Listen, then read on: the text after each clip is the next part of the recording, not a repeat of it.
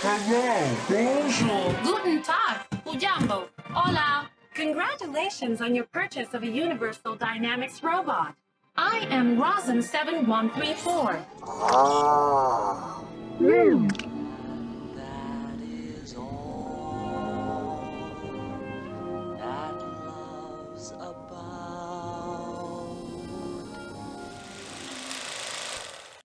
My name is George.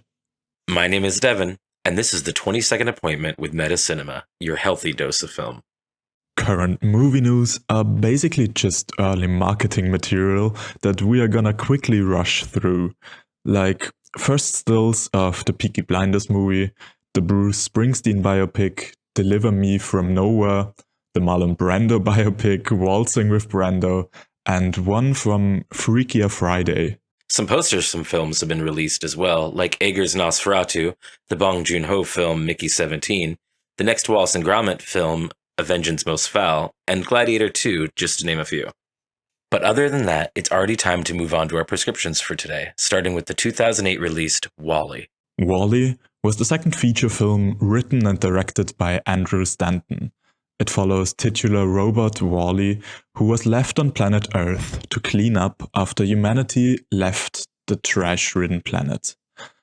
We follow his day-to-day until Eve, a modern robot, comes to Earth searching for signs of life and a chance for humanity to return home.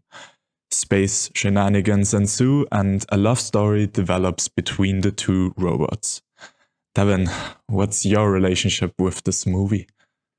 I watched this movie, when it came out as a young person. I think I was a teenager, right? So when I was still in my, I really loved animation a lot more and I wanted to be in animation and stuff. And this was something that I definitely watched over and over and over again. It's a childhood favorite, technically. I mean, I guess childhood, teenagehood, right? Mm-hmm. It's just a fucking good movie. It's so good. I love WALL-E. I really do. I really, really, really love WALL-E. It's probably one of my top 5 Disney Pixar movies, I'd maybe say. Maybe top 10. I'm not sure. But it's up there. It's really up there with those. The Wild... We'll get there later, but I don't know. I actually am a little less Team WALL-E today.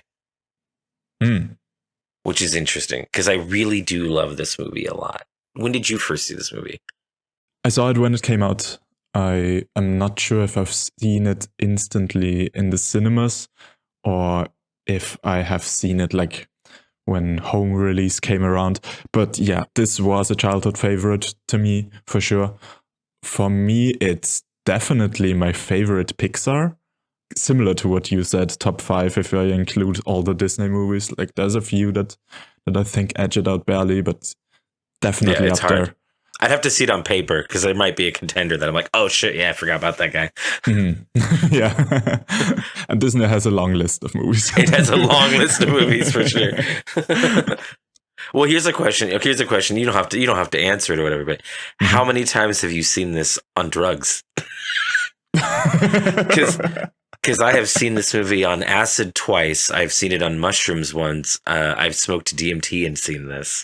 That's not where I expected this talk to go. I don't think I have seen it on drugs, to be honest.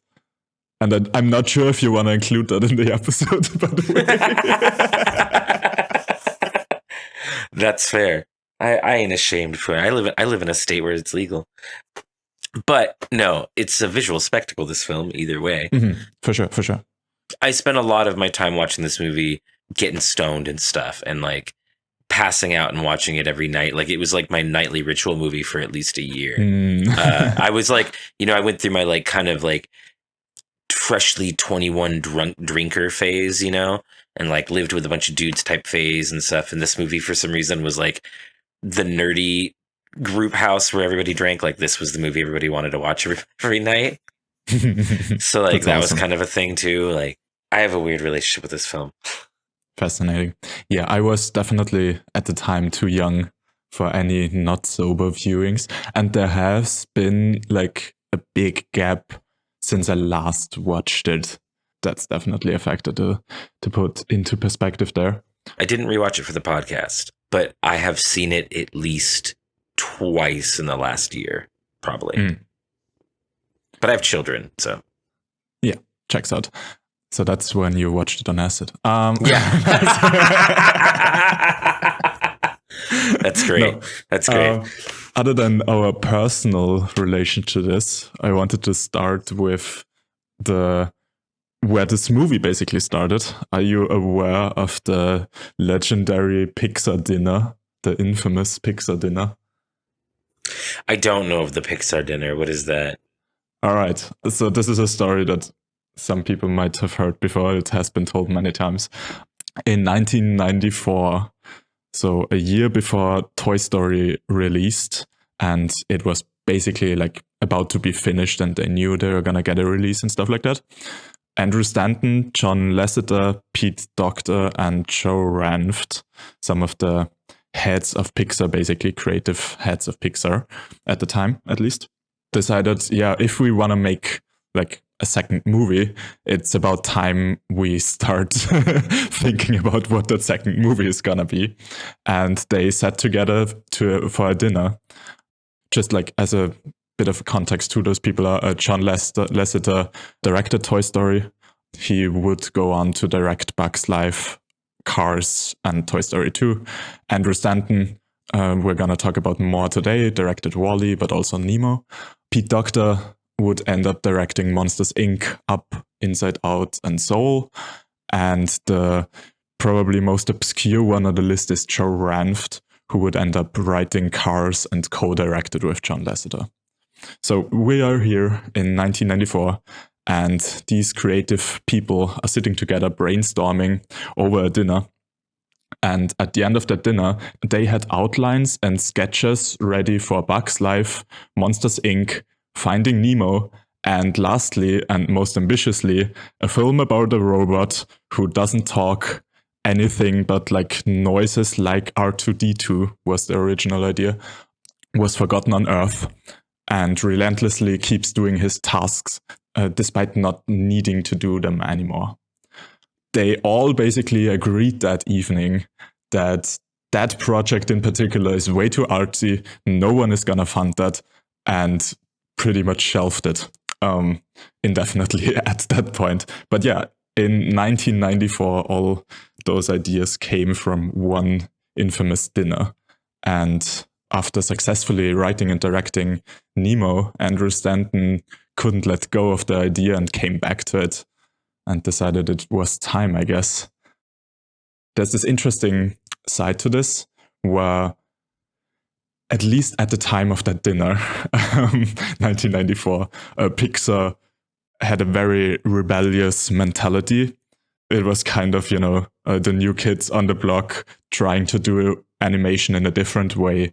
No musicals, the classic Disney approach, no cell animation, a new animation approach, totally. And by the time Stanton returned to WALL-E, Pixar had kind of, become a machine at that point.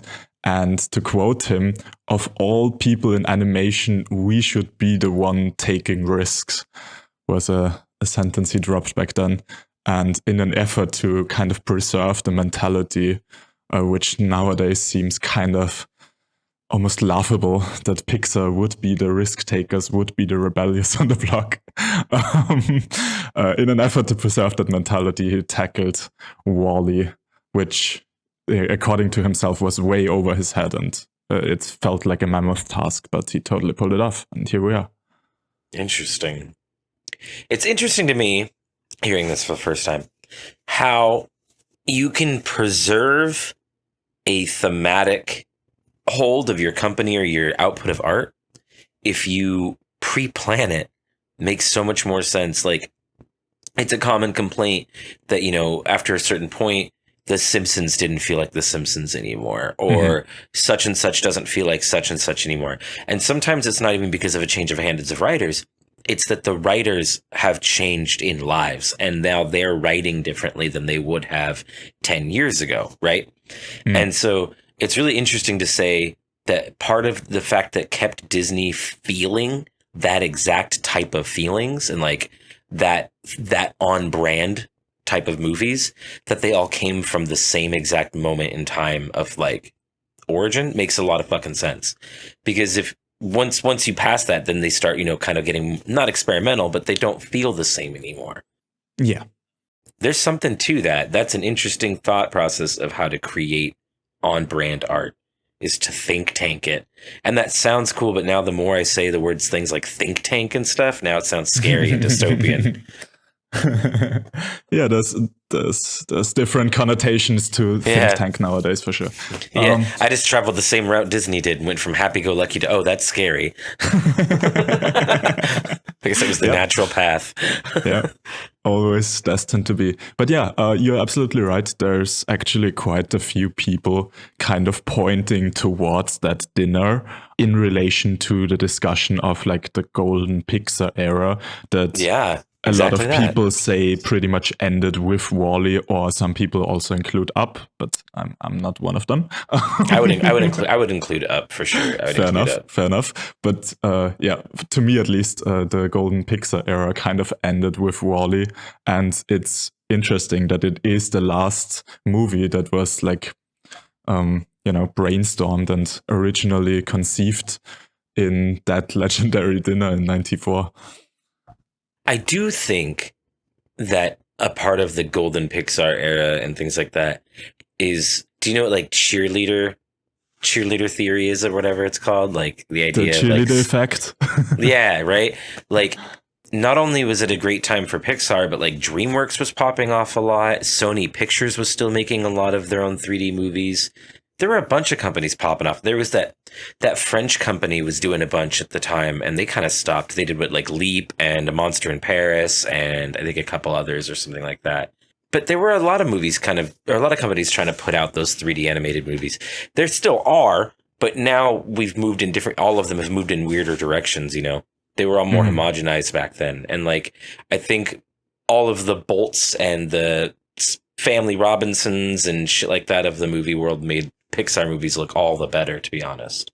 They definitely early on had a huge just technical advantage of like textures. Just look at the textures and compare, what's a similar range. I think Nemo and Shrek are the same year. You can't compare the visual quality of Nemo nowadays with the visual quality of Shrek at the first one. Which is ironic because Shrek was like heralded for the donkey's hairs. Like the amount of hairs put on donkey and that were moving simultaneously was a huge deal when Shrek came out. Yeah. Yeah, like that, there's definitely technical achievements on other. I'm just saying it's funny because like you're not wrong at all. It still overshadowed that. For sure, it absolutely still overshadowed that. But even movies like something like Over the Hedge, which I think is kind of actually a cult classic more than anything. But people liked Over the Hedge. It was a well-taken movie. But I don't even know what Disney movie came out the same year Over the Hedge did. I bet you there was one. But do you know what I mean though? But like compared.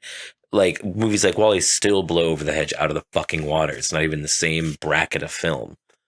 Yeah, Over the Hedge was 2006, so 2 years before WALL-E. That's about the same range we're talking. Yeah.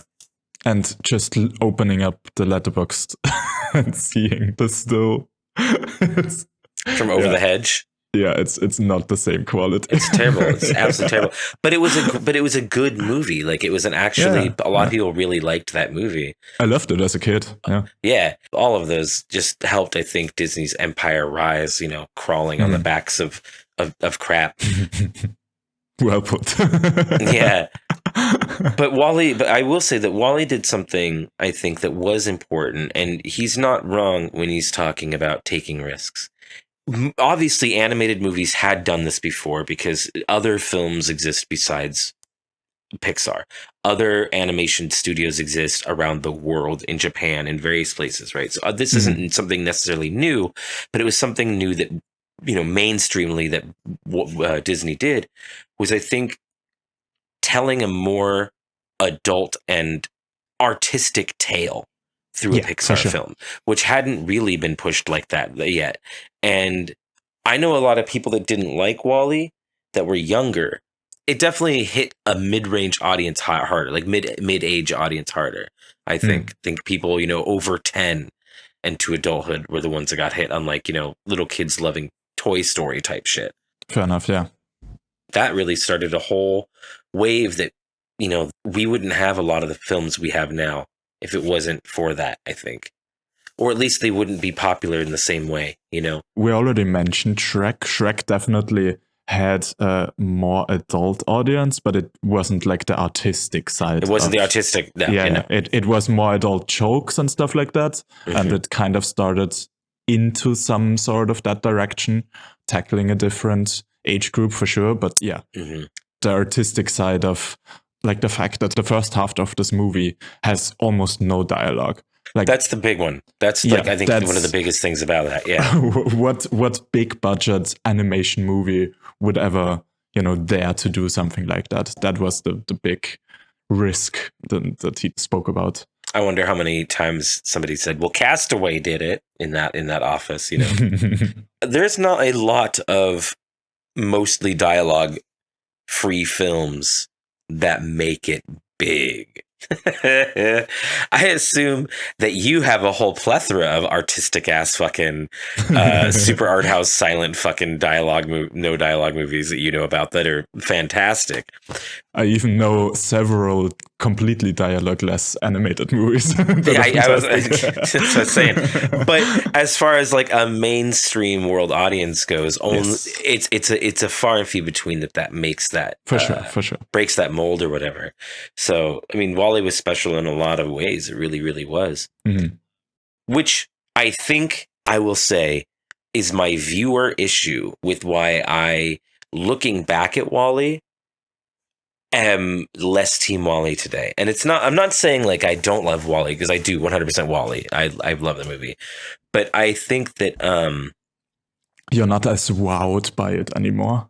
Yeah, I'm not as wowed by it anymore. And I think part of it is because I've seen the movie inside and outside from like 5 perspectives of time. I've seen it on other planes of existence, I saw the alternate cuts that nobody else saw. But like, I think film moves in a lot of stages and eras and like, movements and things like that, right? Mm-hmm. And not to say that like artistic, thought-provoking with a subtle hidden message about our humanity, animation or otherwise, films aren't important and they're not big and they're not going to continue to be big or whatever. But I feel like in animation, Wall-E hit that.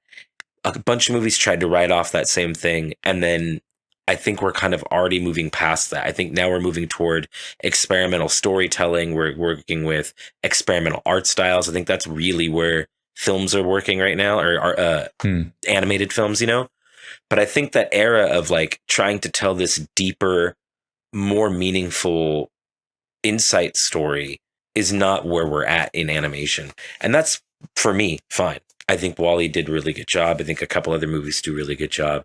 I usually don't come to animation to try to have like a big thought provoking. Not it's a bad thing, but that's not what I come to it usually for.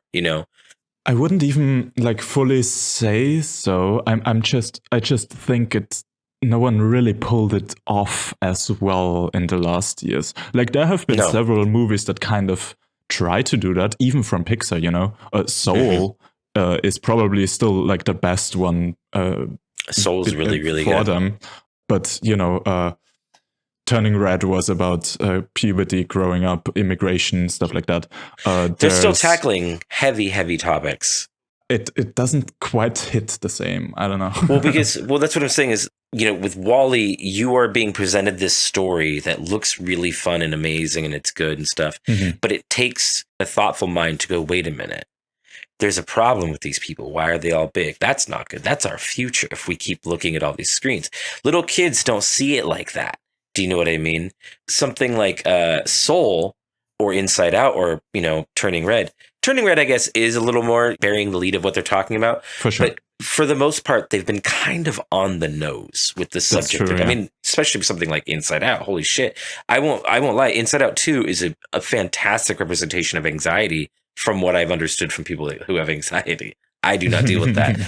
But it's very on the nose, Yeah. I think Turning Red is probably the next best time that they've taken a really strong social subject and explored it without making it too apparent. Yeah. Yeah. But the problem in there is that, again, Turning Red is still an analogy. It's not a one for one, whereas Wally's literally showing you, hey, look, bro, this is what will happen. This is it. This is what we're saying. And there's no analogy there at all. It's just we're not going to say it out loud, and you can watch it and connect those dots, dude. Yeah. And that hasn't been done, I don't think, again. In preparation for this episode, I watched a commentary track with Andrew Stanton. I watched several Andrew Stanton interviews he gave back then and since then, talking about it. I watched a TEDx talk he did at some point where he talks a lot about WALL-E. And it's very interesting to me how I feel like, at least in the marketing, Andrew Stanton was very much trained to not talk a lot about the political implications, about everything you just mentioned of like, you need to be an adult and pick it up. Probably in an effort by Disney to not, scare away any, I don't know, hardcore conservatives who don't believe in man-made global warming or stuff like that. It's interesting how even in that marketing material, the kind of same thing happens, where he doesn't deny that that's in the movie. He always brings it up in a roundabout way when asked about it. Like if people ask about the global warming, about the obesity, about the whatever the controversial topic might be, he answers them basically in a way of how the story came to be, not what the implications are. So he will go on about tangents of where the original pitch was of the R2-D2 voice robot that was just left alone. And then they had to find ways in which to excuse of like, okay, why did humanity leave? And that was just like their idea of why humanity would have left. He had that thematic idea of humanity basically having to grow up a second time, having to learn to walk again. And then he had to find an excuse of, okay, why did they forget how to walk? Like, why are they no longer able to really be an adult? Basically, why are they kind of baby-like? And that's kind of where their obesity stuff came from, and with the screens and stuff like that. So he never completely addresses the questions. He more so explains the writing process behind that. And I find it highly fascinating of like, you can definitely read in between the lines that those are for sure problems that he sees in the world. He wouldn't have made this movie otherwise, but he clearly can't fully talk about it. So he has to kind of hide it in the answer. And that's the same thing of WALL-E, where, well, not even hide it, but kind of, give you all the tools and like, here, put it together yourself. I appreciate it too. And it's so masterfully done. It's funny to know that he just like continues that off. This like lets people figure it out themselves, even in interviews. Mm-hmm. I assume that was more so Disney won't let him directly talk about climate. Yeah, I imagine, yeah. But yeah, it's fun how it kind of mirrors the way the movie is itself. I want to bring it to kind of more of a fun moment for a second. WALL-E also introduced something else into the universe of Disney. Uh-huh. And that is the unified Pixar theory. It exists solely because of this movie. Does it? I'm guessing you know what that theory, right? Yeah, all of them are connected kind of in the same universe, but I thought there would be a lot of stuff hinting towards that in the earlier films, because like one of the parts of that is the Planet Pizza truck or whatever being in every film. Yes. But he has been in every film before WALL-E as well. So by and large is the company that makes WALL-E. But by and large is mentioned, B&L, the logo, is shown in a commercial in one of the first or two Toy Story movies. It's in Cars as well. It's in Toy Story 3. It's interesting. Andrew Stanton actually talked about by and large in the commentary track and how he specifically him came up with that company. I couldn't even tell you the anecdote exactly, but Is it a play on another term? no, it isn't even. I just bring it up to mention that it was kind of created for Wall-E, and the way Pixar works, that doesn't mean it needs to be the first movie where it appears, because Pixar has several teams usually working on several movies at a time, and that's the reason they can easily do those kind of foreshadowing crossover things. Every Pixar movie basically has an asset somewhere hidden that will only come up in the next Pixar film, so people can't even know it yet. In Finding Nemo, at the doctor where Nemo is actually like in the aquarium, in the waiting room, one of the kids at one point reads The Incredibles comic, and The Incredibles would only come out after Finding Nemo. So that's one of the examples. Obviously, it's all just in-house animation fun. There's a number that like Cal Arts, the California School of Arts or whatever, that is the common place that a lot of Disney animators travel through, is like Animation Room 137 or something, like 113 or something like that. And anybody who's a Disney 113, head, would be annoyed that I didn't know it. It's like A113 or whatever. But yeah, it's in all kinds of Disney Pixar movies. They drop it all the time, you know. Here it's the error code when stuff goes wrong, It's obviously, you know, it's all just make 'em funs, you know, it's just them doing their fun thing or whatever. This is the movie because, you know, B&L, that logo had been existing. This is when, you know, they gave it a name finally. This is just the movie that started that whole trend. Similar though with the name by and large, this is what I was trying to find originally. It's just a stupid thing, is that Pixar loves to name things like that in general. By and large is like a phrase. Like in English, have you ever like heard it be used? Does it mean like bulk buying? It does not actually. Like okay, say we're talking about this movie, and at the end it went, by and large, Wall-E's a great film. Okay, for the most part. Yeah, exactly. The company that makes the evil gasoline in cars is called All in All. And in English, if you say all and all, it also means the same thing as by and large. If I was to say, all in all, Wall-E's a great film, literally means the exact same thing. So it's funny that they chose the same exact phrase, basically, to represent two evil corporations. That's funny, yeah. I don't know why that phrase, of all phrases, or that like meaning, I should say. Pixar loves reusing, like you said, assets, whether it be from voice actors, because they love using like John Ratzenberger and stuff, and like everything they can. Like they love to use, obviously little image assets. Apparently, story assets. We know that for sure. But looking at you, Toy Story.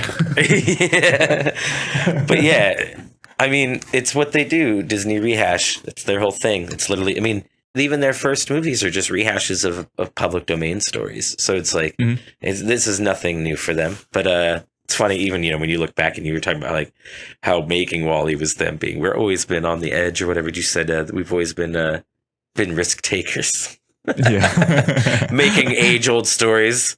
I don't really have any notes, by the way, on plot development stuff, so I don't know how.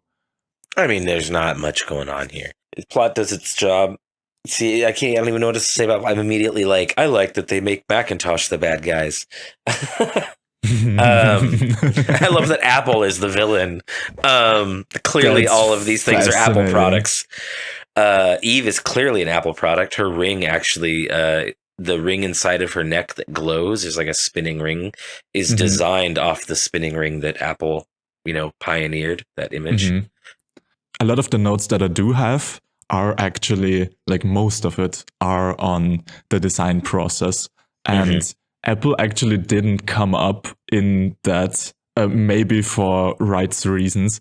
Like the way they put it was like to have the two opposing ends of technology design, of a very modern approach and a very retro approach through Eve and Wall-E. But it makes sense that at least in 2008, the big modern tech company at the time was Apple. So yeah, that absolutely adds up. That's like iPods. It's like literally iPod era. And it's like, it literally, everything looks like an iPod. Wasn't the iPhone like released right about around that? I actually would not know because I did not have I think like phone. similar time to Wall-E. So not that they could have known that the iPhone is around the corner, but yeah. It did come out in 2008, the iPhone, the very first one. Yeah, thought so. But iPods, were the thing right before that. But yeah.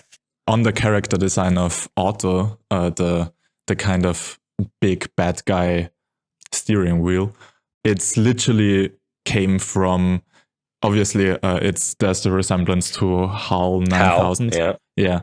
Is it 9000? I don't know the number, but HAL. HAL, yeah, from Space Odyssey. We all know HAL. With the red eye.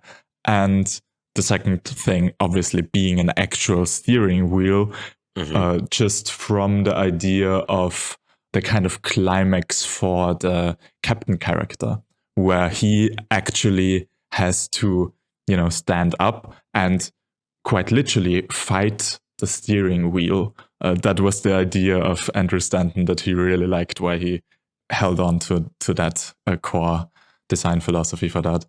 So to stack on that, Otto, his voice, that's Macintalk. That is literally Apple's earliest text-to-speech program. It's literally the voice of Apple. So to stack on literally that he's Apple. I didn't even know that. I was mixing up my notes. I thought of the voice doing all the ship's computer voice, basically announcing the errors. Oh, I don't remember who does that. Yeah, because that's the interesting one to me. That's Sigourney Weaver. Literally. Oh, that's Ripley. fun. That's fun. That's right. I do remember that. Yeah, that's funny. That's a super fun idea because Andrew Stanton apparently was just like giggling the room next door and then couldn't hold back but to tell her, isn't it fun that you finally got to play Mother? That's funny. Yeah, I didn't even catch that. That's really good. Yeah, so those are basically like the two big Hollywood sci-fi movies being referenced through that with Alien and 2001. I should have known that too, because I always like to see who plays the voice of a computer in movies and stuff. Very famously, the voice of the computer in Star Trek has always been the same voice almost, like they're almost every thing, because it's the wife of the guy who created Star Trek. And she just does the voice. She was also the nurse on the very first Star Trek. It's an iconic story in Star Trek or whatever, so I've always had that interest of like, who does the voice? Who does the voice of the robot? Like Mass Effect has a whole thing with their robots or their ship's voices and stuff. But yeah, I love that kind of stuff. So I should have fucking known that. One more 2001 reference to mention. There's obviously the moment when the captain stands up and the 2001 opening music, the theme starts playing. That specifically, Andrew Stanton in the commentary mentioned, was supposed to only be there as a joke. They often have like a lot of tiny references in the editing process where they need just some temporary insert, and they will use soundtrack stuff from other movies that they just like to make fun of in the process. And this one just kind of stumbled its way all the way into the test screenings, where in the row in front of Andrew Stanton, a guy at that moment stood up, threw his fist into the air, and screamed, "Hell yeah!" That's really funny. And that is the moment that Andrew Stanton knew, okay, we gotta keep that one in.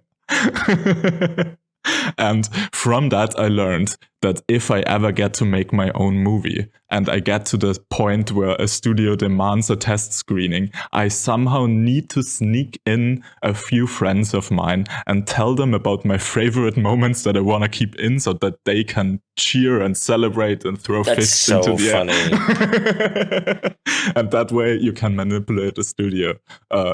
Just a life pro tip for all the filmmakers out there. That's so good. That's gonna go down. Which movie was that for? He did that for Wall-E? Like, I don't think he did it on purpose. I just got that idea of like, you could have used that. Okay, you could have. Okay, I see what you're saying.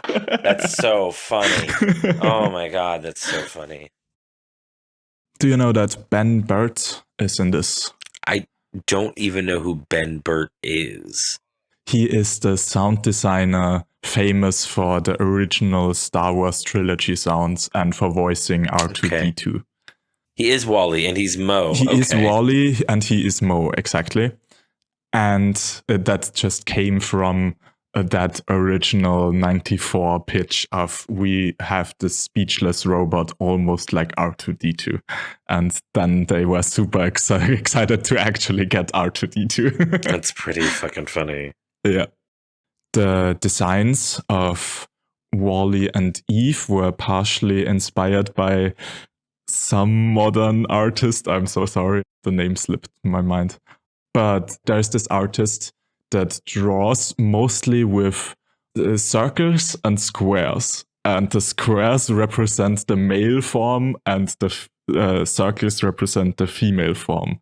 And Andrew Stanton liked that idea a lot. So that's part of why Wally is basically a cube and Eve is basically a circle. No, but I know what you're talking about. I've also seen the commentary, but it has been a long time. There's a weird trivia regarding the VHS that Wally watches. Hello, Dolly by Gene Kelly is the movie. They actually cheated a bit with that reference. A lot of the love story revolves around the hand-holding that Wally sees in Hello, Dolly, and which is kind of his way of saying I love you without words. Mm-hmm. And a lot of the character arc of Eve is finding her emotions and kind of understanding that gesture and letting it happen then. And Hello, Dolly actually doesn't really have a prominent hand-holding scene. So they cheated by getting their hands on the original negatives and found some takes where they would be more clearly hand-holding and did the whole zoom and enhance, basically. They zoomed in on part of that frame to have like a scene that you can see in the background on the screen of Wall-E in that movie that has hand-holding.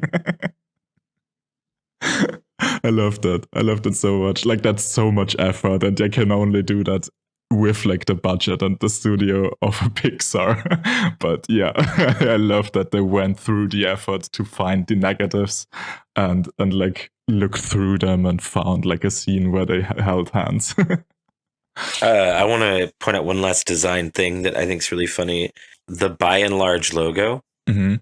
Do you know what Costco is? Yeah. Like, we don't have it here, but I'm aware due to movies. Yeah, it is inspired by the Costco logo, down to even using the exact same font and the exact same hexadecimal colors or whatever it is, like as the Costco font. Which means that in Wall-E, it's Costco that undoes us all, and that's pretty fantastic to know. There's another cute little trivia regarding the captain's portraits through the history of mankind on like the spaceship. They are based on actual Pixar animators, just like stretched out and thickened up a bunch. I would hope. Yeah. And the names underneath the captains are the names of storyboard artists working on this. So there's like a double credit in there somehow. A little visual effects, I guess, trivia for the scene where all the humans in their chairs kind of come together on this big open square, and when the ship tilts and everything goes crazy.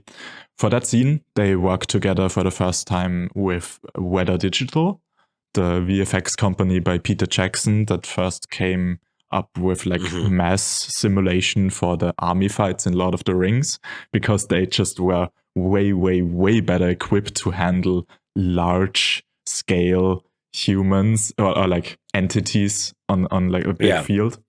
Even though this is a smaller scale than even the original Lord of the Rings fight scenes, Pixar were still not really equipped to handle something like that at that point. Which is crazy. Weta's really fallen too, haven't they? Since then, like they don't really do a lot of like. It's not like the name it was once. Aren't they like super specialized now? Like, aren't they the water effects guys basically nowadays? They do like something, one hyper specific thing, and that's like it. But it's not like you don't hear like, that movie had Weta work for them, or that movie did. You know what I mean? Like it used to be. There was a moment where that was like a thing that you would bring up because they were the hot guys off Lord of the Rings. Yeah, fair enough. That's not really the case anymore. Yeah, but I'm pretty sure they have like their niche and they are pretty much the best in that, undisputed. And it's kind of interesting how, in a way they were back then. At least that's how Pixar kind of treated them, as like, oh yeah, let's get the guys who are great with mass simulations. Maybe this is why we never hear about Weta anymore. Oh no! What? What happened? Oh no! There's so much! An investigation of Weta's workplace culture took place in 2020 following an employee resulted in more than 40 current employees sharing accounts of sexism, bullying, and harassment. Oh my gosh, it just keeps going. In response to the allegations, Weta owners, including Peter Jackson, commissioned an independent review from a barrister who stated in the report that they received more than 80 complaints of bullying behavior, 120 complaints of inappropriate contact, and 19 complaints of sexual harassment amongst the company's 1,500 employees. And it just keeps going and going. Fuck. So maybe that's why we don't hear about them anymore. I would like literally thought about that the other day. I was like, what happened to Peter Jackson, bro? He was such a huge... I haven't heard anything from him in a long time. He's doing all the restoration stuff right now. Like he's super focused on documentaries based on high quality restoration, partially powered with AI. Like he did the whole Get Back Beatles 8-hour thing that was incredible. He did They Shall Not Grow Old, where he restored a World War I footage in color that looked amazing. It sounds like he's doing great work, but it also sounds like people are not giving him big jobs anymore. No, I think like that's just what he wants to do right now. He seems like he's fair. working on the next thing already. He just super got into restoring old film and making documentaries of it. That's fair. I have one final little thing that I think is beautiful. The credit animation. I don't know if you remember. It's like chalk or like crayon or something, right? It's like drawn. Yeah, partially. It changes animation styles. Okay. Like that only came to be after the test screenings. Andrew Stanton wanted the movie to feel kind of cautiously optimistic despite everything. And in the test screenings, it kind of showed that if the movie, after the humanity arriving on planet Earth, just cuts to black and then there's credits, then about half the people would say, yeah, humanity is going to do it right this time. And half the people would say, they're just going to fuck up again. Like there's no way this is going to end up well. So they made this animation of humanity kind of rebuilding. That's right. And civilization restarting all of the major like historical points. And the animation style perfectly fits this, because the very first thing you see is like done with cave painting kind of right. art style. And then it develops through the history of humankind as humanity redevelops. And it perfectly also fits into the theme of humanity learning to walk again, which was a core idea. It even shows them walking again, yeah. And like I do remember that because like Wall-E and Eve are shown throughout time, like helping them lift bricks and weird things and like building places and stuff. And it just makes me like, humans and their new fucking robot gods. Like literally cave paintings of robot fucking gods. That's funny, yeah. No, that is, I really like that. I forgot about that. That's the way it was done. That's why I thought it was like 2D animated. Yeah, fantastic movie. You put it really well. I'm just less wowed by it these days, I think. Mm. A lot of things have taken a lot of influence for what Wall-E did. And nobody's hit the notes Wall-E's hit exactly. But there have been like TV shows and other movies and stuff that have like hit other notes that WALL-E did, that have learned from WALL-E and evolved their own things, you know? Yeah. From a 2008 animated robot movie, we move to the present with Wild Robot. The Wild Robot is the newest film from Chris Sanders of How to Train Your Dragon and Lilo and Stitch fame.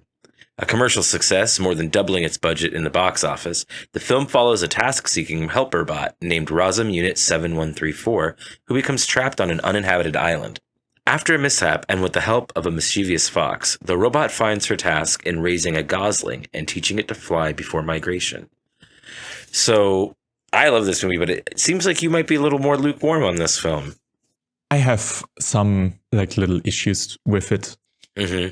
Like, it's not like I think it's a bad film. I think it's a really good animated film, and it definitely hit me emotionally at parts. That's a fucking tearjerker, bro. Yeah, for sure. This movie will make you fucking cry. Yeah, and it did. I'm not multiple times for me. Yeah, I think 2 times for me. Yeah, it's a pretty lovely movie. I guess that's for now. I take it you really like this movie. I really enjoyed this movie a lot. I was gonna send you my notes because like my last 3 notes are like da da da da fucking got me, da da da da fucking got me again, da da da da what the fuck, da da da da holy shit, stop it. Like it got me over and over and over again. Yeah, I absolutely fucking adore this movie. I really liked it. There's some things about this movie that I really appreciate, and I think coming out the gate immediately, this movie is fucking savage. This movie does not give a shit if your kids have not had the death talk. This movie does not fucking give a shit. This movie starts with a decapitated bird. A fully decapitated bird, and they're like holding the bloody bird head. I absolutely love that this movie is going to tell you what's happening raw. And it is, you know, the stance of the movie is obviously let's help each other and not eat each other like that. Although things still have to eat each other. So, you know, but it's a beautiful story about the state of our world and how dog eat dog already people kind of are right now.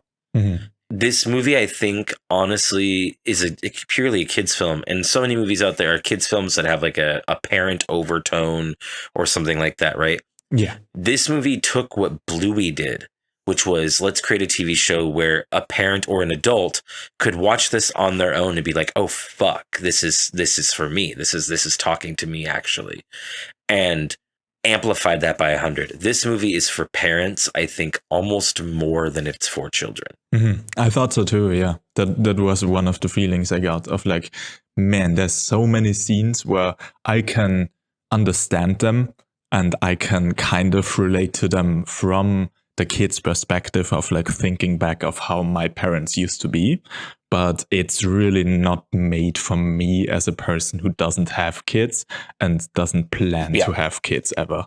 So it's really not my type of life experience that it addresses. Yeah. And that's often what you said about other films, and I really felt it this time.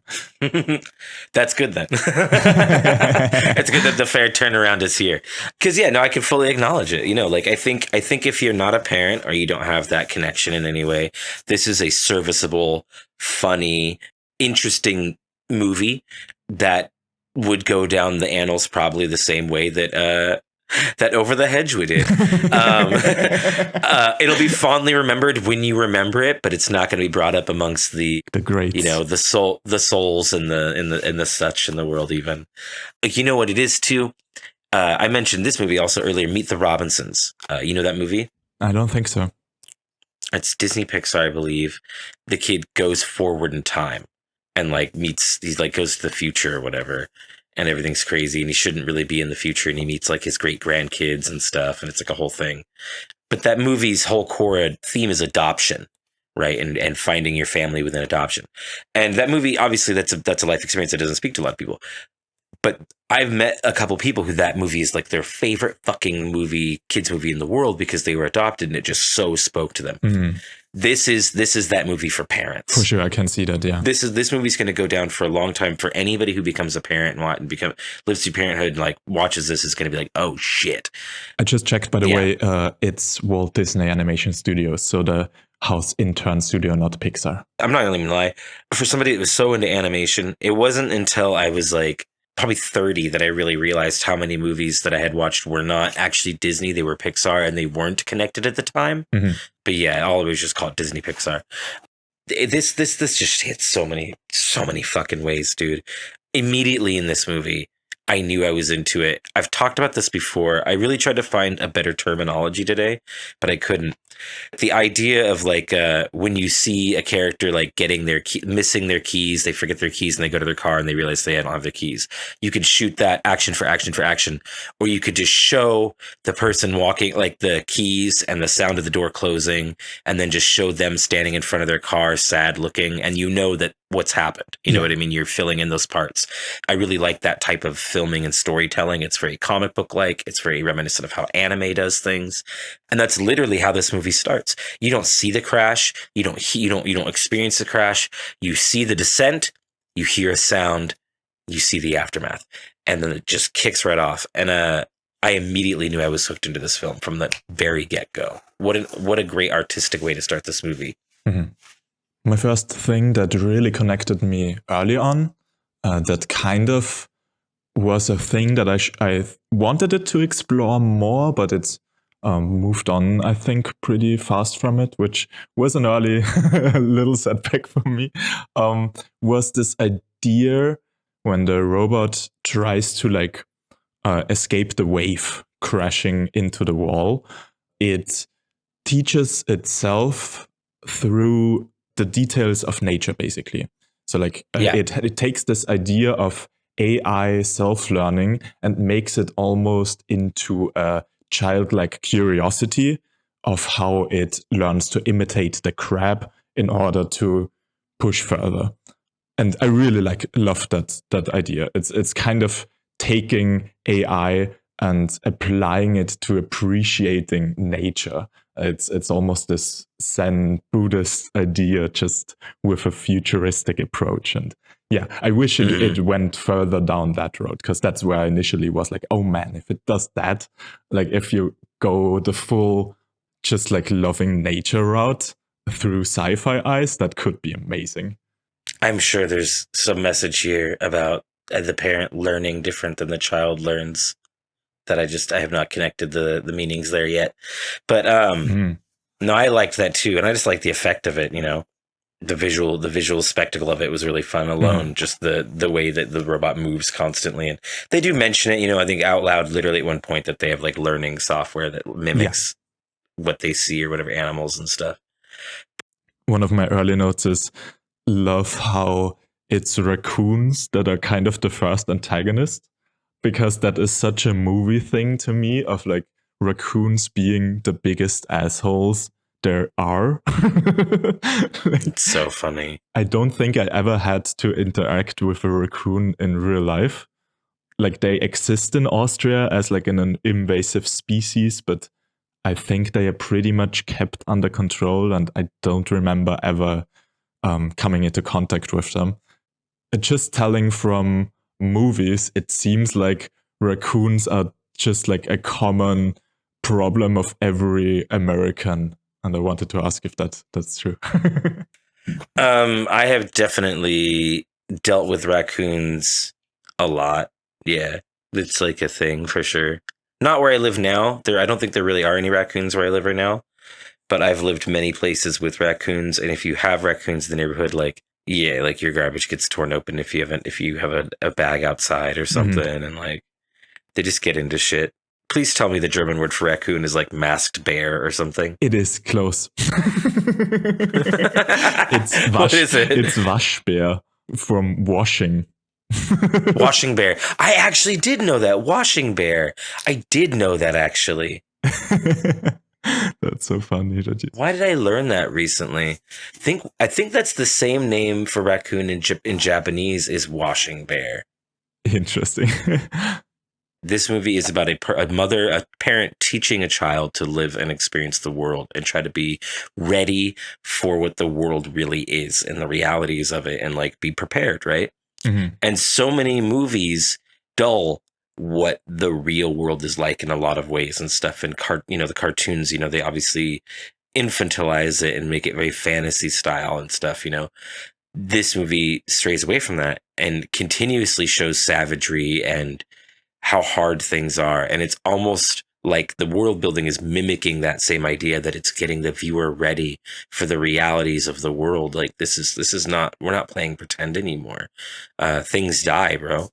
And even when it's done for comedy, one of my favorite moments in this movie is when the possum is talking about, she's like, look, man, as a mother of 7, and then you hear like a scream and like a bird fly off. And she looks over and goes, look, as a mother of 6. And it's like, that's the thing is that those characters were introduced. If you pay attention, there's 7 babies throughout the beginning, like, and they all have voices. Like, one of the characters has died. It's no longer in the movie. That character's literally just gone from the film. Like, that's reality, dude. That's fucking real shit. People die. I mean, in that moment, it feels like it, but the character is actually brought back like 2 minutes later when he jumps up and she was like, oh, I guess you're here. I'm so happy. Yeah. I didn't even catch that. I didn't catch that. She does like a sarcastic, oh, I'm so glad that you're here. Kind of being annoyed that she has more work. That's so funny. I didn't actually catch that. It's honestly funnier. This movie has a lot of things for me, honestly. But even though that comedy, that is still there, that moment is still there, that jump scare of a moment or whatever, I really appreciate that, because I think we're in like a really rough moment in children family movies right now, where family movies are either just movies really just meant for kids, or they are grown-up movies that happen to be animated that don't have a lot of swears. We don't really have any more like the Men in Blacks of the world. That's what I always like reference, because that's like, to me, the perfect, like, a little kid could watch that movie, but also a grown-up could watch that movie and both not be stigmatized for enjoying that film. That's so funny. I never think of Men in Black ever.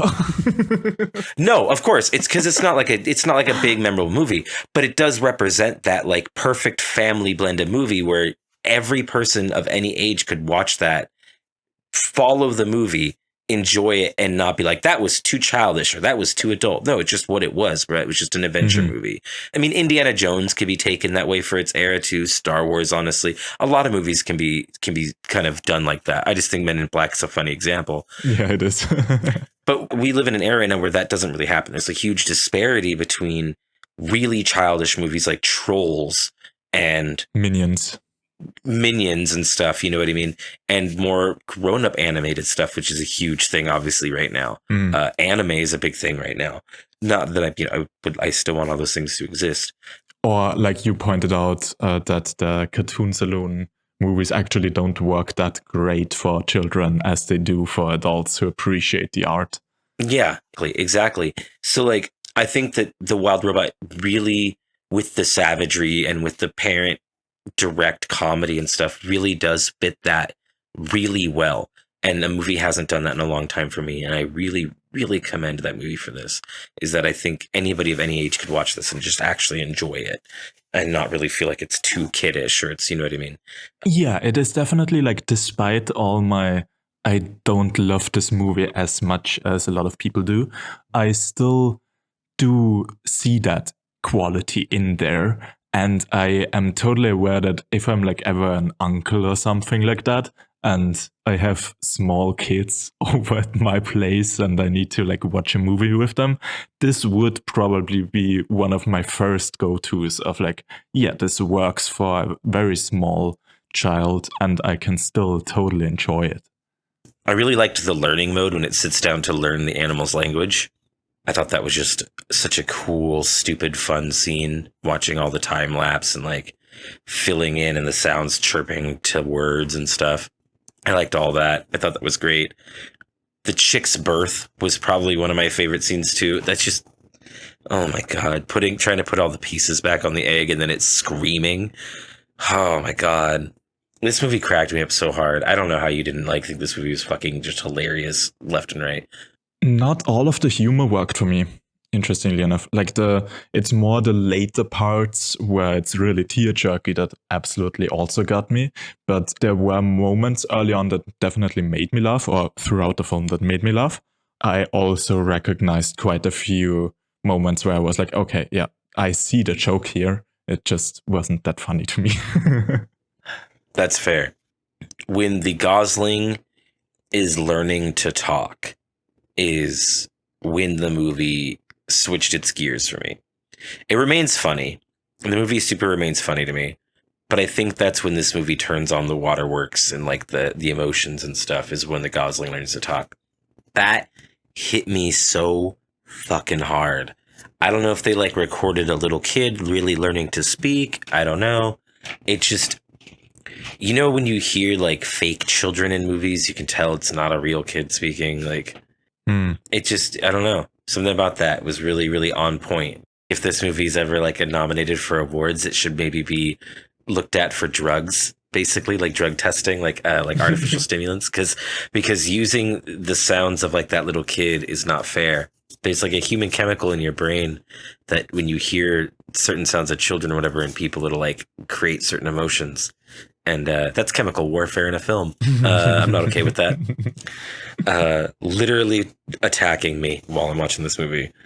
Like, I know of all of the science of, like, you know, children and the proportions even of their face and stuff like that, and what kind of hormones it triggers in your brain, supposedly, because I don't ever feel like I'm like, I look at a baby and I'm like, ugh. That's just because you speak German. That's just the Worf sapien theory or whatever, that your language has warped your brain. Maybe. And not the other way around. Maybe, but like, I speak English on a regular basis also, and more so than any of my, you know, relatives. And there's quite a few babies in my like extended family right now, of like cousins who got their first child. That's and so stuff funny. Like that.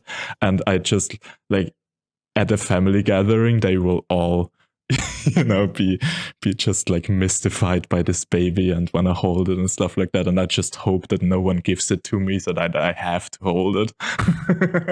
If it makes you feel better, you know, I love my kids and I love being a dad and stuff, and I wouldn't trade it for the world.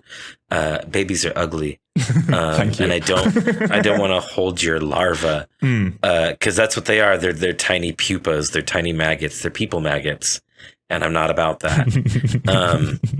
So I feel you on that, honestly. I just want to run through some of the notes I guess I have before I want to talk about some like the art direction and other things about this movie. There's some lines in this movie that really hit me. The big line that hit me the most in the beginning was the robot talking about like, they're going to stay with this task. They're going to fix this. They're going to work on it. And they said, I will not leave until I've completed this task, which has delayed me, damaged me, and violated my protocols, potentially voiding my warranty.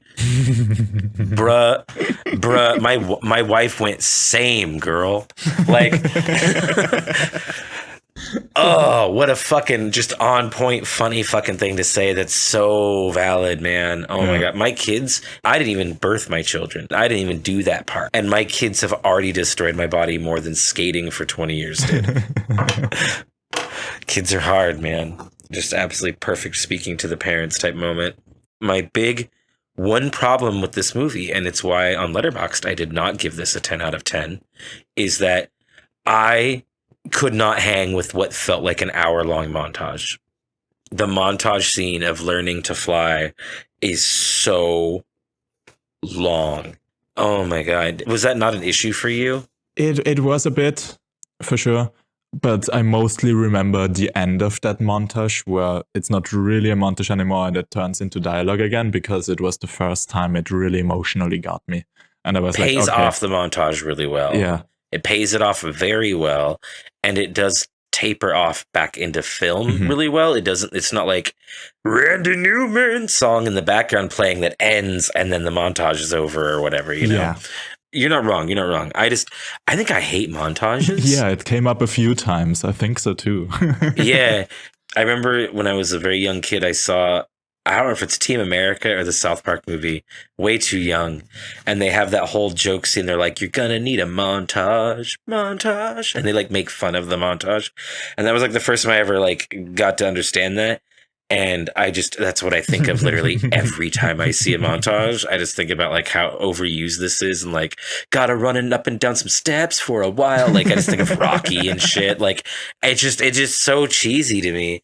So yeah, montages are like a weak spot for me. They just always are just fucking cheese. Pretty sure that's in Team America, by the way.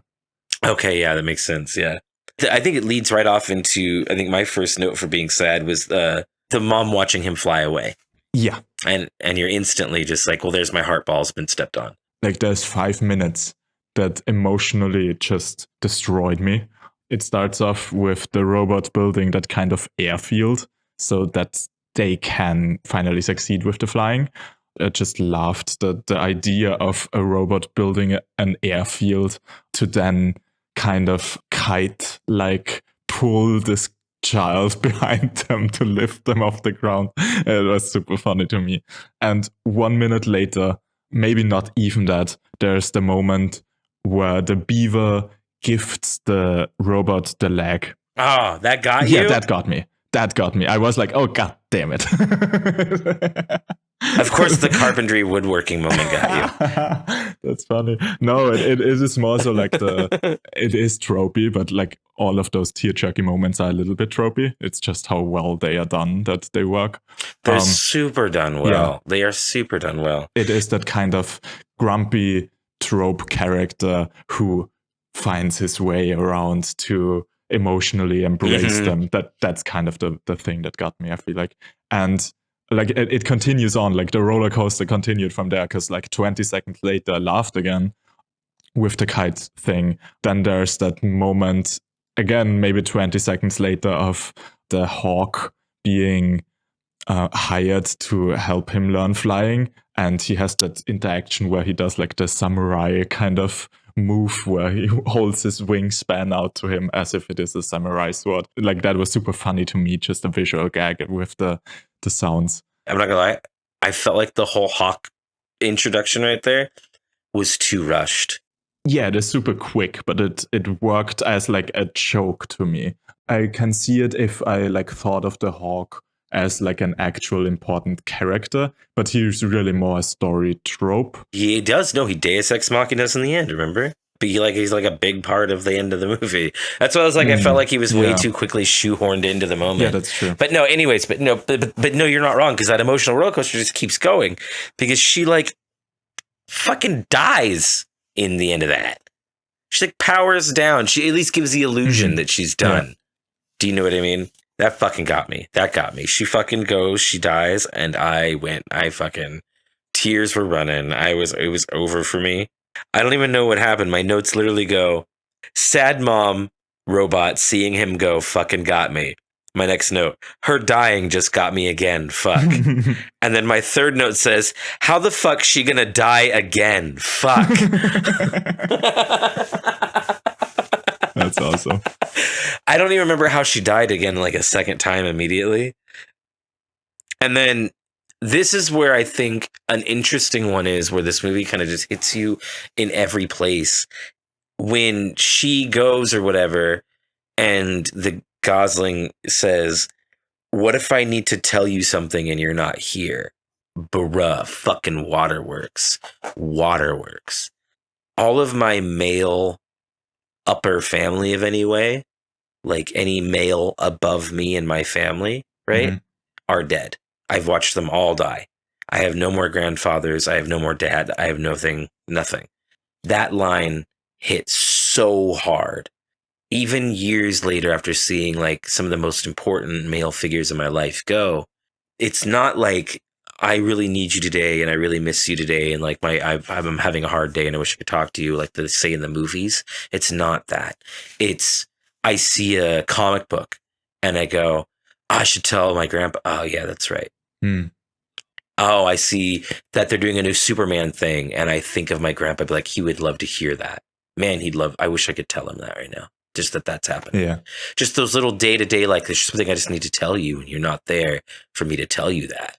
Holy shit. To me, that's kind of like everything you're describing is one of my favorite moments in Francis Ha, just with friendship. The Noah Baumbach movie from 2014. There's this talk that the Greta Gerwig character has with her best friends, where they decide to kind of like she moves out to her boyfriend and Frances has to search for a new place. And she talks to her about the sad thing is gonna be that when something funny happens to you in the supermarket, you go home and you only gonna tell him. Those are the stories that I will no longer hear from your life.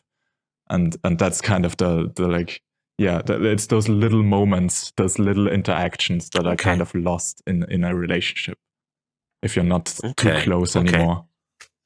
I like that.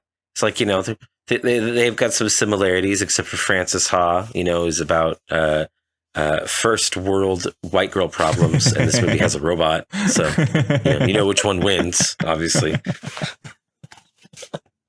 In the defense of Frances Ha, I also relate to it. So it's also a first world white guy problem movie. So that's true. There you go. Don't sell yourself out there. It's true. That's so funny. Before we go to the art style, I also have one more line that I wrote down. Oh, please do. Yeah, dude. It is more in a funny way, but in a super, I could relate to it from the childhood's perspective of, I kind of heard that before from my parents being said to me. The robot says to the fox at one point, I'd prefer he'd migrate closer to home. That's so cute. Yeah, that is a super cute sentence. And yeah, I totally related to that. I, for a while, as you know, planned to go to Canada until my visa got denied. Yeah. And my dad was super happy about me just moving to the city within the country and not on another continent. Yeah. So that migrating closer to home worked out for my dad. That's so funny. From a story side, as a just, I guess, general critique, a lot of these plot points are kind of tropey, and even when they got me emotionally, I could still like my mind was like, yeah, I see what you're doing there. It works, but I see what you're doing there. And towards the end, there was this moment of kind of the miscommunication trope, but I still like how they pulled it off. For a second, it looks like the robot is gonna go onto the ship because of that scene of, Bright Bill found his place in the world. And with the kind of unspoken additional sentence of, and he doesn't need me anymore. And that's when the robot activates the scanner and the distress signal on the airfield. But I like how, it's not fully the whole classical, I'm gonna go away because of that. The fox comes there just in time, and it's just a setup basically for the big showdown. Yeah. And do you feel like this movie is a little incomplete feeling in the end because of that a little bit? Yeah, a little bit. I don't think it fully explored everything, but I assume that's a setup of a question, and you're gonna tell me about how this is just like the first third of the book or something.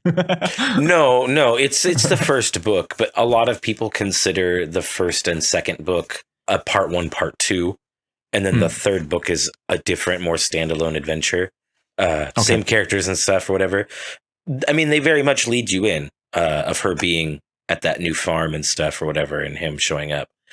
But that's, it intertwines back and forth or whatever, the second half.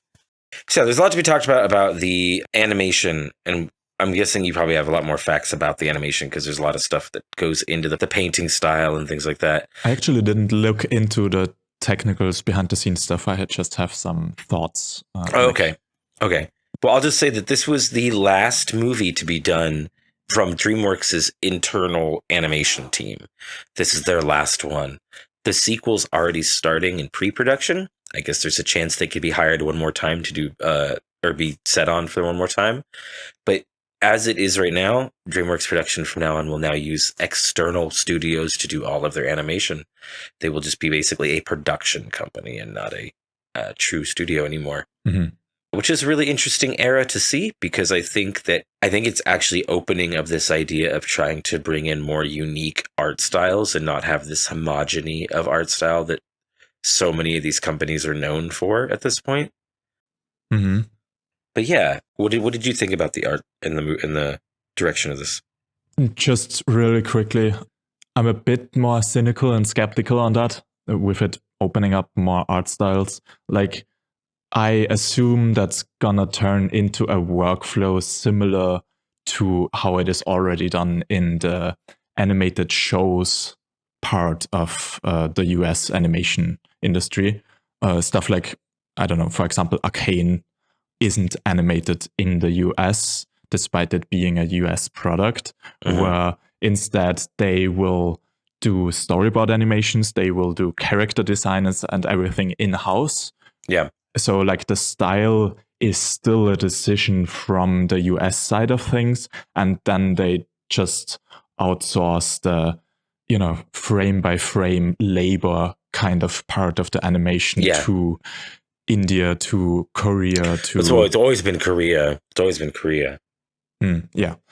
So I'm not sure how much this will open up stylization, really.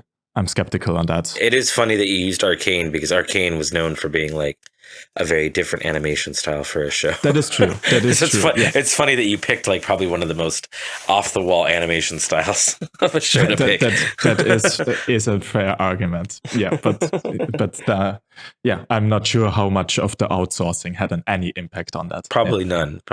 Yeah. But I'm just hoping, we'll see. We'll see what happens with it. But yeah, what did you think about the animation here? I think it is an interesting part of this whole 2D-esque paintery stylization wave that we're getting right now that was really popularized by the Spider-Verse movies. I think it's one of them that does it better. I feel like at the moment it's almost this, we'll just do the Spider-Verse thing, is the approach of a lot of US animation studios. I don't think this movie, it's fair to put this movie into that list. I think it does its own thing. I think it does it super well for the most part. And a lot of this movie is very stunning with its almost like oil paintery kind of stylization. And I liked it a lot. I think there's times where the marriage doesn't fully work to me. In particular, it's with the characters of the opossum and of the fox at times, where I feel like the eyes and the nose as well for the opossum felt too realistically rendered almost, and they stood out of the background of like their fur animation that is very vague and doesn't really have a clear shape at times, doesn't have a clear edge and stuff like that. And then you have like, it's almost as if you like made an oil painting and then put googly eyes on it, I kind of think that's the idea. Yeah, it doesn't feel like the same animal, the same thing anymore.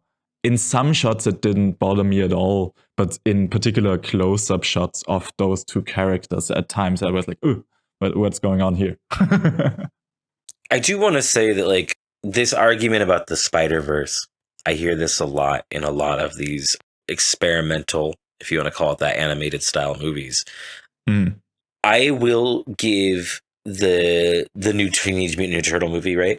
Yeah. I will say that definitely feels like there's some Spider-Verse action happening in the way that they angle the characters, the like squaring and like nothing has got those soft round edges or whatever. I'll give it that. There was that Kid Cudi movie, talking about. I was thinking of the same thing right now. Yeah. That one. Yeah, 100%. Totally. That's some Spider-Verse biting shit for sure, right there. Yeah. But things like this and a couple other films that have kind of gotten that rap. Spider-Verse was comic books. It was made to look like a graphic novel. This is made to look like it's been painted. Yeah. If a movie is just going to deviate from being standard 3D animation and look like a video game cutscene, and it's just going to get called a copy and paste of a totally different art style and medium, then what the fuck? I don't even know what to do for people. Where are we supposed to go animation-wise if the second you just change mediums to another medium, people are like, oh, you changed mediums. That's just like what Spider-Verse did. Mm-hmm. Well, yeah, of course, somebody had to do it. What do you want me to do? I totally get that frustration. And as I said, like, I don't think this movie counts into that. I think it's also a way oversimplification. That's why I phrased it as Spider-Verse popularized that marriage of 2D stylization on top of 3D animation, because they definitely didn't invent it. Yeah. But yeah, I'm just saying, due to the success of the Spider-Verse movies, more 2D, 3D marriage became kind of almost the norm right now for big budget 3D American animated movies.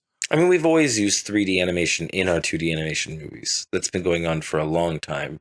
But the way they're layered, like, you're true, you're not wrong. But I think part of that's also the technology, you know? For sure. Even within Disney stuff, you can go back. There's all the examples, like Tarzan was kind of... I had an entire film layer of 3D effect for the shadows. Yeah. The whole thing, yeah. I was also thinking of like the Canva system, like this 2D, 3D marriage they had for the trees, for the environment Tarzan is in. And similar stuff is going on with Treasure Planet. There's definitely older examples of this. But yeah, it is part of that wave of going back into that direction. And I like when it's done right. I think for the most part, it is here. I want to stress this really quick. You know, right now we're talking about art style. Mm-hmm. But something I think this movie really excels in farther than that is animation. For people that are listening that don't know what I mean by that, art style, you know, would dictate the shapes, the colors, the way things are designed to look. Animation is the actual movement and how the objects move. This movie is so fluid. And like you said earlier, how the robot mimics the animals. Yeah. Although that isn't like as pronounced and talked about the entire movie, when she's walking over branches, when she's ducking under things, when she's picking objects up, she does still continue to mimic animal movement the entire movie. Thematically, that also comes back with Bright Bill, because Bright Bill ends up unintentionally mimicking a lot of the things the robot does, the way he turns and stuff like that. So it is part of the whole theme of what the child takes from the parent. Yeah. But the movement in this movie, you know, when she like grabs the fox, the fox like offers to eat the baby and eats it, and then she grabs the fox and chokes him and spits the baby out. But like the specific way that the eyes pop out of the fox and stuff is like, I really liked the animation. I liked the movement direction in this movie a lot, and the way the characters were chosen to move. And, you know, it's really easy to make a really beautiful art style and then have everything move very stiffly. And I really think this movie did fucking just all of its rigging just fantastic. Everything feels so alive in this movie. The casting, I think, is really good in this film. I usually really hate actors doing voice actor parts, but like Matt Berry is the fucking crotchety beaver is hilarious. I'm always a fan of Lupita Nyong'o or whatever her name is. I do feel like Pedro Pascal is kind of shoehorned into everything right now. I'm kind of losing my love of him. I'm just saying, dude, he's kind of turning into like the Walmart hot dad. Like, it's just everywhere. I didn't realize Bill Nye was long neck. Oh, yeah. Really, the aesthetic, the hand-painted aesthetic, was inspired by Disney films, actually. By classic Disney films like Snow White. And the character movements and stuff were inspired by Hayao Miyazaki. That's cool. So it was their attempt to try to marriage those types of styles together in their own Dreamworksy way. Mm-hmm. Set in a 3D environment. Yeah, that's cool. This is a good parent movie. If you're a parent, watch this movie. If you're not, probably still watch this fucking movie. Yeah, definitely worth checking out. Go give the book some love, because apparently the author has no love at all whatsoever. That's insane.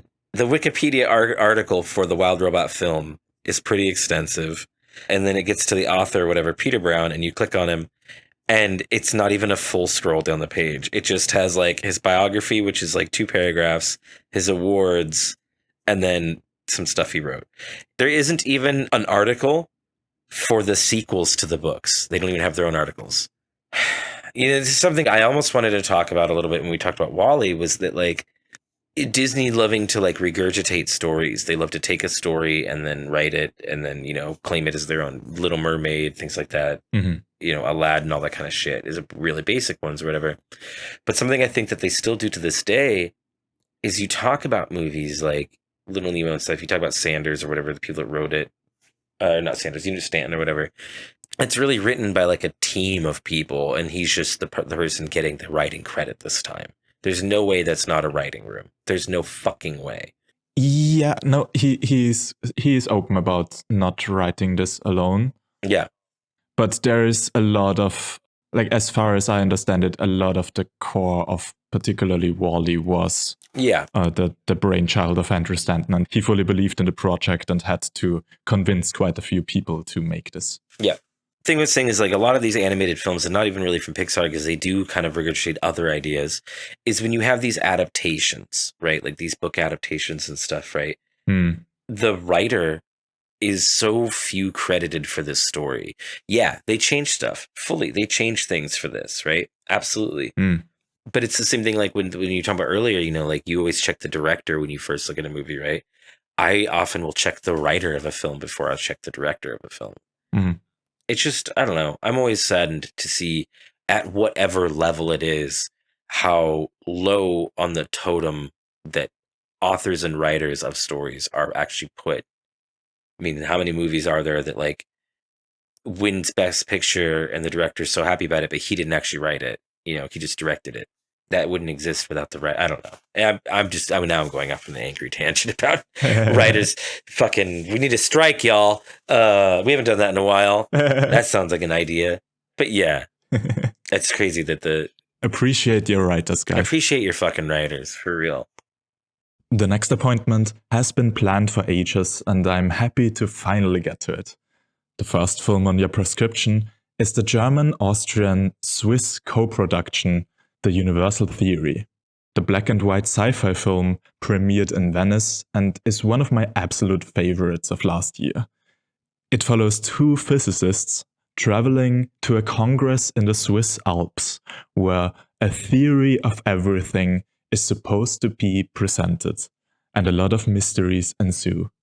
It sadly totally went under the radar, so everyone go check it out now that it's finally out on international VOD release. The second prescription is something special because it was selected by the director of the Universal Theory, Timm Kröger himself, when George got the chance to talk to him last year. He decided to pair his film with The Trial, a 1962 released Orson Welles movie. In it, Yosef awakes to police in his room who tell him that he's on trial, but no one will tell him the crime that he's accused of. What follows is a mystery film that goes beyond the facade of the judicial system. If you don't want to get spoiled for either of these, make sure to check them out by the next episode 2 weeks from now. I'm George. I'm Devyn, and this was Medicinema, your healthy dose of film.